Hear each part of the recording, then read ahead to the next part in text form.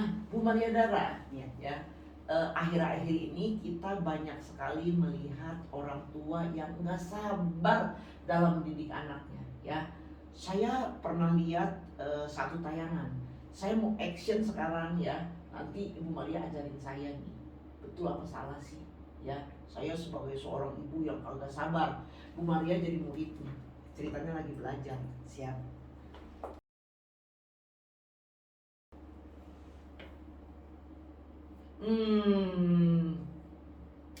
Dari tadi ngerjain baru segini. Ampun deh. Kirain udah selesai semua. Gimana sih? Aduh. Katanya mau makan, udah dikasih makan. Masih begini juga. Gimana sih? Ih, nanti gak naik kelas loh. Buat apa aku bayarin sekolah mahal-mahal? Ih, ayo belajar yang benar. Gimana sih nih? Iya Bu, ini juga lagi belajar. Tapi masa gak selesai-selesai sih? Ya jangan marah-marah dong. Ini lagi belajar, pusing nih pusing. Ngerti gak sih? Tapi nanti guru tegurnya kan mamanya, katanya gak mau ngajarin. Ayo belajar, ayo. Iya ya.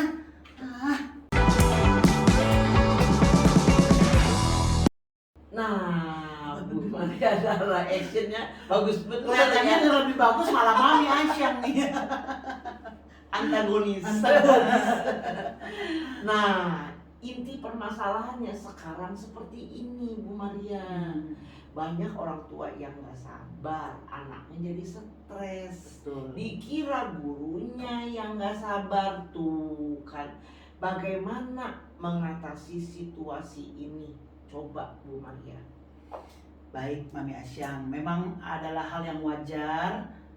Seringkali kita sebagai orang tua atau pendidik kurang sabar terhadap anak atau murid kita dalam kita mendampingi mereka belajar. Sebenarnya kuncinya ada yang mudah sekali. Saya akan memberikan tipsnya dan bisa langsung diterapkan di rumah. Pertama, kita harus memperhatikan ada 5 langkah yang harus kita perhatikan. Pertama, kita perhatikan dulu apakah anak ini sedang sakit. Apakah yang kedua, apakah anak ini sedang lapar, sedang lelah, atau sedang tadi Ngantuk. Ya, Bisa jadi tuh. Betul, ngantuk. Jadi kita harus memperhatikan karena kalau anak yang sedang lapar tentunya dia tidak akan bisa berkonsentrasi belajar dengan baik. Begitu pula anak yang sakit, tentu dia tidak bisa memikirkan hal lain selain rasa sakitnya. Kemudian ketika anak sedang lelah, dia juga tentu energinya tidak bisa tercurah pada pelajaran, dia tidak bisa berkonsentrasi. Nah, selain itu semua ada satu hal lagi yang paling mempengaruhi sikap dan tindakan anak kepada kita. Banyak anak yang berbuat tidak seperti yang kita harapkan. Mungkin sering kita anggap melawan, tidak patuh, atau memberontak. Hal-hal seperti ini adalah hal-hal negatif yang tidak kita harapkan sama sekali sebagai orang tua. Itu bisa terjadi karena kita mungkin tidak memperhatikan hal yang kelima, yaitu perasaannya. Nah, itu yang susah itu. Betul. Nah, memang semua tindakan kita, termasuk anak-anak kita, itu dipengaruhi oleh perasaannya. Perasaan-perasaan negatif seperti marah, kecewa, merasa diperlakukan tidak adil, direndahkan, tidak dipercaya, itu sangat berpengaruh pada sikap perilakunya. Jadi kalau anak kita kira itu dia tidak mau belajar dengan sungguh-sungguh atau tidak sesuai seperti yang kita harapkan perlakuannya, bisa jadi ada hal-hal negatif atau perasaan-perasaan negatif yang dia simpan. Disinilah diperlukannya komunikasi. Jadi sebelum kita judging atau menetapkan kok anak kita ini nakal atau anak kita ini kok label ya. Nah, kita harus coba cari tahu itu dulu. Jadi ada 5 tadi ya Mami ya. Kita pastikan dulu apakah dia capek. Ya. Nah, kalau capek kita harus apain Mami? Kita suruh istirahat dulu. Kalau dia ngantuk suruh tidur dulu. Terus kalau dia lapar kita kasih dia makan. Kalau dia sakit ya kita obati dulu. Nah, kalau dia punya perasaan negatif, kita boleh ajak dia bicara. Kita menjadi tempat dia untuk mencurahkan perasaannya. Kalau dia marah berarti kita coba redakan dulu.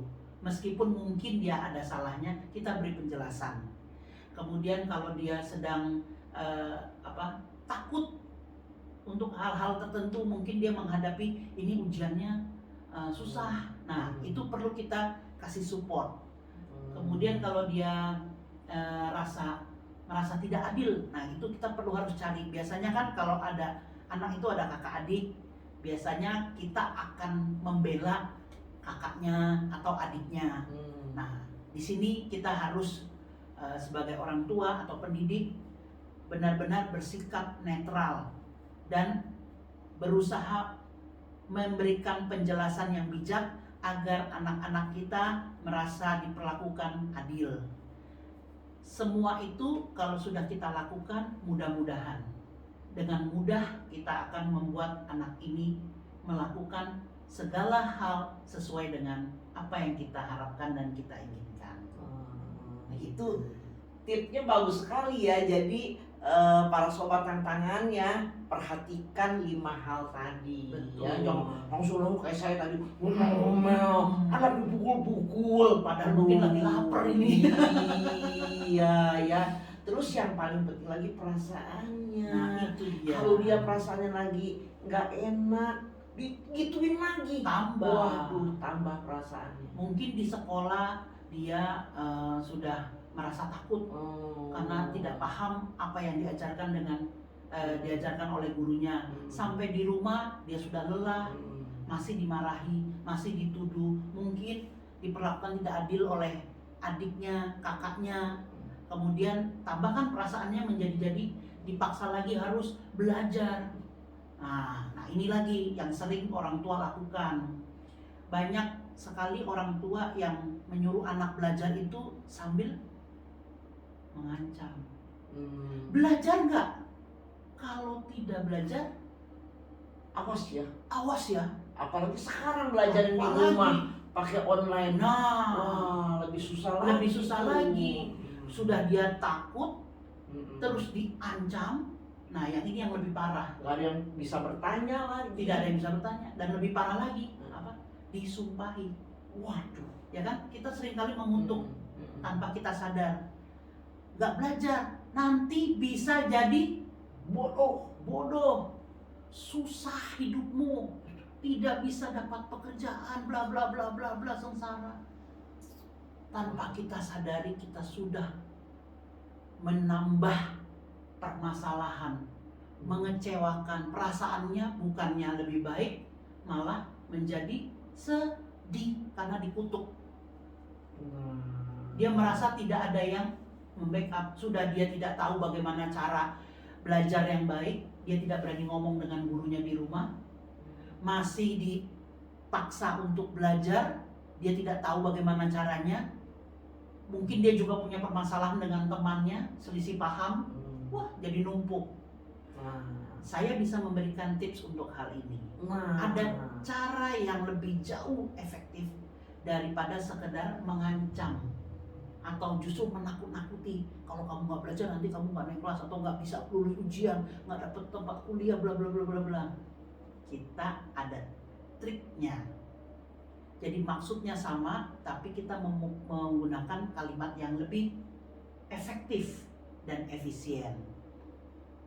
Kita bisa katakan dulu, kita bisa cari tahu dulu apa yang dia sukai atau apa yang dia senangi. Misalnya anak-anak itu kan, apalagi yang laki-laki biasanya senang main game atau olahraga, main basket. Nah, kita bisa sampaikan demikian. Jadi kalimatnya ini magic sentence-nya ya. Jadi sama-sama kita mengajak dia untuk belajar, tapi kalimatnya yang kita ubah. Kita kasih dulu dia harapan yang menyenangkan. Misalnya, Asyam, Iya. nah ini nih, Asyam, Asyam setelah belajar nanti, Asyam mau jalan-jalan ke mall atau Mama belikan mainan kesukaan Asyam. Wah, dua-duanya. Boleh. Kita ke mall, terus kita beli mainan. Iya. Asik. Artinya Aisyah harus Belajar. Sekarang juga lah ya. Tanpa mengutuk, tanpa mengancam, mengintimidasi, bahkan anak merasa termotivasi untuk belajar. Itu ya, waduh, itu tips yang sederhana tapi jitu ya. Betul. Nah. Jadi itu ada rumusnya dan ini Oke. sudah dipelajari oleh para psikolog-psikolog handal. Namanya itu kalimat berlapis. Kalimat berlapis adalah kalimat yang mempengaruhi alam bawah sadar agar orang mau melakukan hal positif dengan motivasi yang positif. Banyak tuh ya, bukan hanya beli mainan dan ke mall aja ya. Betul. Banyak cara. Tidak harus diberi hadiah juga.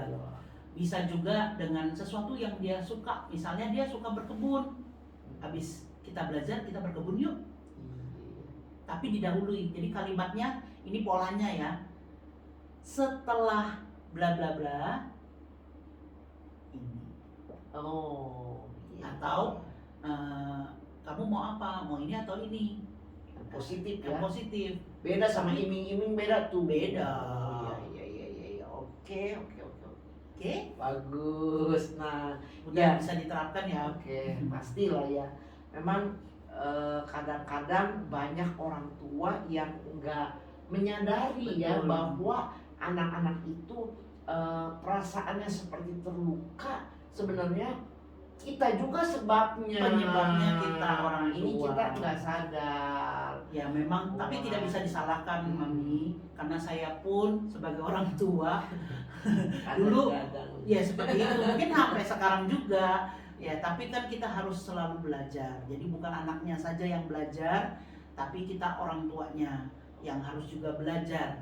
Nah, tantangan hidup 4.0 ini adalah channel yang tepat untuk mendapatkan ilmu belajar tentang parenting. Iya. Biasa. Waduh, terima kasih Bu Maria Sama-sama yang Mami memberi Aisyah. challenge ya. Saya rasa para sobat tantangan ya di rumah pasti akan menyimak dan mencatat 5 poin tadi dan menjalankannya, mengamatinya kepada anak-anak kita di rumah, sehingga apa yang menjadi harapan kita terhadap anak-anak bisa terrealisasi dengan baik, bisa menjadi kenyataan dan bisa menjadikan anak-anak kita menjadi orang-orang yang sukses, begitu ya. Betul. Terima kasih. Sama-sama.